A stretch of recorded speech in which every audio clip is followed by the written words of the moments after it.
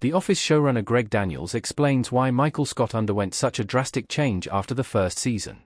The show debuted on NBC in March 2005, and endured mixed reviews after its debut season before going on to achieve critical acclaim over the course of its run. Based on the British mockumentary series created by Ricky Gervais and Stephen Merchant, the show was developed for a US audience by Daniels. The Office had a stellar ensemble cast during its time, with Steve Carell's Michael undergoing big changes over the course of the series.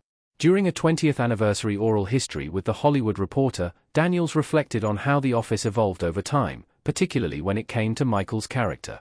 As the show tried to be faithful to the original British series in the first season, Michael Scott came across as not a particularly good person.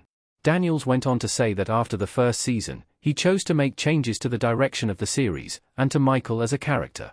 Check out Daniels' comments below, what this means for Michael Scott's development in The Office.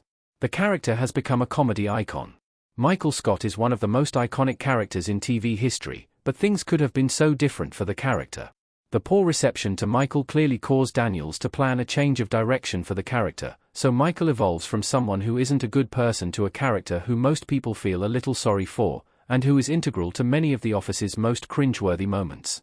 The changes were inspired, as Daniels and Carell managed to craft a comedy icon who is still a memorable character more than a decade after the show finished. Daniels' comments show that one of the core changes he made was to focus less on replicating the British show, get to the bottom of what made Michael unlikable, and focus on changing the character in the minds of the audience.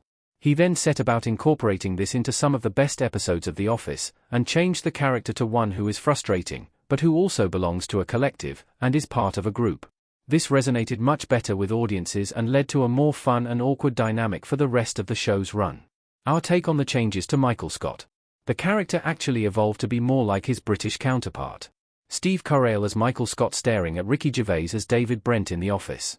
Ironically, considering that Daniels was looking to move away from the British show, his changes actually made Michael Scott more like David Brent. Brent's genius was always the fact that his character was the perfect excruciating mixture of smug, socially awkward, and cringeworthy, but he was harmless, and often just needed to feel like he belonged.